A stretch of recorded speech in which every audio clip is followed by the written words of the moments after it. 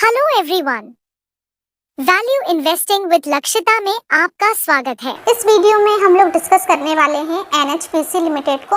So guys, क्योंकि आज इसमें हमको अच्छी तेजी बनती हुई देखने को मिली। सो ये कंपनी कैसी है, ये किस टाइप की सर्विसेज प्रोवाइड कराती है, इसके प्रोडक्ट्स क्या हैं, आगे आने वाले टाइम में क्या हम अपने पोर्टफोलियो का पार्ट इसे बना सकते हैं, इसके पैरामीटर्स क्या हैं, ये सारा डिस्कशन हम लोग इस वीडियो में करने वाले हैं। तो गाइस, सबसे पहले अगर हम लोग NHPC के बिजनेस की बात करते हैं तो ये एक public sector hydro power company है और ये जो इनकॉर्पोरेटेड हुई थी 1975 में, राइट। अब गाइस, अगर हम लोग इस कंपनी के सर्विसेज और ये किस टाइप के प्रोजेक्ट्स में काम करती है ये देखना चाहते हैं, तो इसके लिए हम लोग चलते हैं डायरेक्टली इसकी ऑफिशियल वेबसाइट पर। सो गाइस, आ गए हैं हम लोग NHPC लिमिटेड की वेबसाइट पर। तो अगर आप देखना चाहते हैं इस वेबसाइट को तो आप इस NHPCindia.com पर अगर क्लिक करेंगे तो आपको ये वेबसाइट मिल जाएगी। अब आप इसके बारे में सारा डिटेल्स में देखना चाहते हैं तो आप डिटेल में देख सकते हैं। हिंदी में है ये गाइस वेबसाइट। और अगर आप इसके सर्विसेज देखना चाहते हैं तो आप देख सकते हैं पावर स्टेशन और निर्माणाधीन परियोजनाएं, विकासाधीन परियोजनाएं, नवीनीकरण ऊर्जा, परामर्शी सेवाएं, डिपॉजिट टर्नकी, विंड परियोजना और संयुक्त उद्यम सहायक कंपनी, ये सारा हिंदी में लिखा हुआ है, आप ये देख सकते हैं। इसके अलावा आप कंपनी के और भी अगर क्लाइंट्स वगैरह देखना चाहते हैं तो आप देख सकते हैं NHDC, CVPP, LDHC, HTTL, PSUW, है ना, ये सारे देखने को मिल रहे हैं। आप सरकारी साइट्स भी देख सकते हैं। तो ये एक गवर्नमेंट कंपनी है, स्लो चलती है थोड़ा, बट इसका जो मेन काम होता है ये पब्लिक की हेल्प करने का होता है, राइट। तो इसमें हमको जो तोड़फोड़ अगर हम लोग रिटर्न्स देखना चाहते हैं तो वो तो नहीं मिलते, बट हाँ डिसेंट रिटर्न्स हमको मिल जाते हैं। इनका जो डिविडेंड यील्ड वगैरह है ये भी हमको अच्छा देखने को मिलता है। तो सिंपली ये जो हाइड्रो पावर है उसमें ये कंपनी काम करती है। गाइज, हमने कंपनी का बिजनेस तो देख लिया, अब हम लोग चलते हैं और इसके पैरामीटर्स देखते हैं। तो आज अगर हम लोग इस कंपनी के परफॉर्मेंस की बात करें तो इसमें हमको अच्छा परफॉर्म करते हुए देखने को मिला। कंपनी ने 2% के पॉजिटिव रिटर्न के साथ आज क्लोज किया है। इसका जो एट प्रेजेंट प्राइस चल रहा है 103 का है और आज इसने 2.17 के अपसाइड जाकर क्लोज किया है। अगर हम लोग इसके 1 मंथ के परफॉर्मेंस की बात करते हैं तो 1 मंथ में कंपनी ने बहुत ही अच्छा परफॉर्म किया है। 46.63% के हमको पॉजिटिव रिटर्न्स देखने को मिल रहे हैं। 1 ईयर की बात करें तो 1 ईयर में भी कंपनी ने बहुत ज़्यादा अच्छा परफॉर्म किया है, अपने इन्वेस्टर का पैसा 1.5x करके दे दिया है। और अगर हम लोग इसके मैक्सिमम चार्ट पैटर्न को देखते हैं तो गाइस देखिए, मैक्सिमम टाइम में कंपनी बहुत अच्छे स्लोली ऊपर ही जा रही है और देखिए ये अभी अपने ऑलमोस्ट टॉप पर ट्रेड कर रही है। तो कंपनी का जो परफॉर्मेंस है, ये कंपनी हमको 2009 से लिस्टेड होते हुए देखने को मिल रही है मार्केट में। तो काफ़ी दिनों तक तो ये हमको सेमी रेंज पर ट्रेड करते हुए देखने को मिली और अभी रिसेंट केस में हमको बहुत अच्छी तेजी बनते हुए देखने को मिल रही है। इसका जो चार्ट पैटर्न है ये तो हमको स्टिल ग्रीन में देखने को मिल रहा है, लेफ्ट टू राइट ये धीरे धीरे ऊपर ही जा रहा है। अब अगर हम लोग इसके 52 वीक हाई की बात करते हैं तो 115 का है, उसी के आसपास ये अभी ट्रेड कर रहा है। और अगर 52 वीक लो की बात करते हैं तो 37 का है। अब अगर हम लोग इसके मार्केट कैप की बात करते हैं तो 1 लाख करोड़ का देखने को मिल रहा है, मीन्स है कि ये large cap blue chip company है।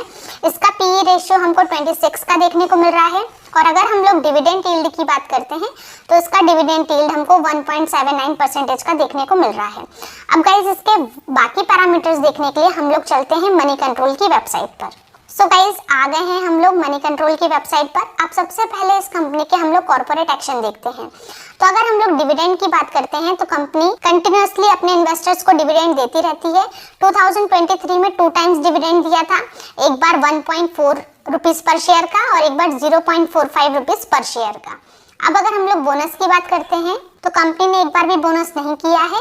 और अगर हम लोग स्प्लिट की बात करते हैं तो एक भी बार स्प्लिट नहीं किया है। अब गाइस, अगर हम लोग इस कंपनी के फाइनेंशियल्स को देखते हैं तो जो रिवेन्यू है, रिवेन्यू तो हमको इनलाइन ही देखने को मिल रहा है, थोड़ा थोड़ा हमको अप डाउन देखने को मिलता है।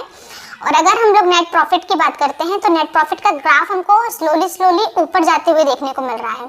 2019 में कंपनी ने 28-30 करोड़ रुपीस का प्रॉफिट किया था, जो अभी 23 में बढ़कर 42-39 करोड़ रुपीस का कर दिया है। मीन्स स्लोली इसमें हमको ग्रोथ देखने को मिल रही है।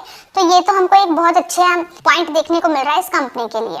अब अगर हम लोग शेयर होल्डिंग पैटर्न की बात करते हैं तो कंपनी के प्रमोटर के पास 70.95% का स्टेक है और कोई भी नंबर ऑफ जो स्टेक है वो प्लेज करके नहीं रखा है।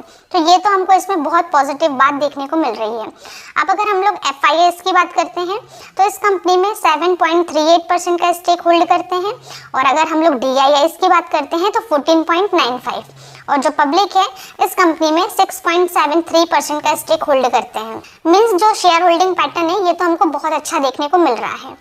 अब अगर हम लोग इसके कॉम्पिटिटर्स की बात करें तो NTPC, power grid corporation, Adani power, Tata power, तो जितनी भी पावर सेक्टर की कंपनीज हैं ये देखने को मिल रही है और गाइस सारी कंपनी लार्ज कैप कंपनी है। अब हम लोग चलते हैं और इसकी बैलेंस शीट को एक बार चेक करते हैं। सो गाइस अगर हम लोग NHPC के रिजर्व्स एंड सरप्लस की बात करते हैं तो मार्च 19 में ये हमको 19,000 करोड़ के देखने को मिल रहे थे, जो बढ़कर अभी 25,000 करोड़ के हो गए हैं। मींस रिजर्व्स एंड सरप्लस में हमको बहुत अच्छा अपसाइड देखने को मिल रहा है।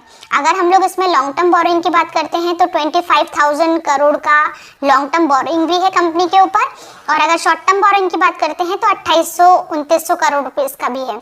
मींस कंपनी के ऊपर बोरोइंग तो है। अब अगर हम लोग इसके कैश एंड कैश इक्विवेलेंट की बात करते हैं तो कंपनी के पास 638 करोड़ रुपीस का कैश एंड कैश इक्विवेलेंट भी है। सो गाइस बैलेंस शीट हमको ऐसे ठीक ठाक ही देखने को मिल रही है।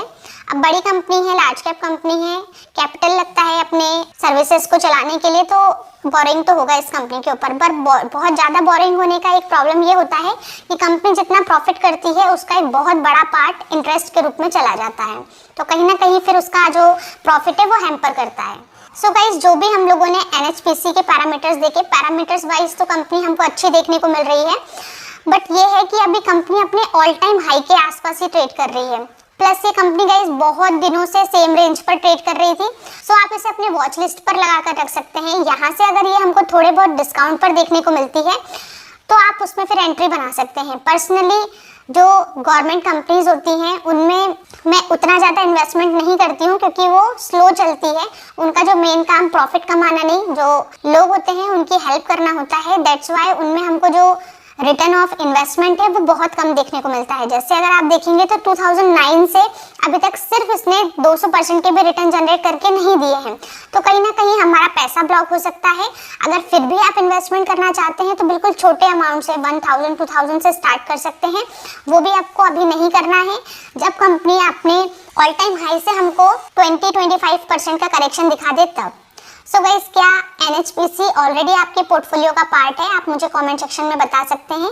इसके अलावा शेयर मार्केट से रिलेटेड कोई और भी क्वेश्चंस आपके माइंड में होंगे या फिर आप किसी पर्टिकुलर स्टॉक का एनालिसिस देखना चाहते हैं तो आप वो भी मुझे कमेंट सेक्शन में लिख दीजिए। मैं डेफिनेटली उस पर वीडियो बनाने का ट्राई करूंगी।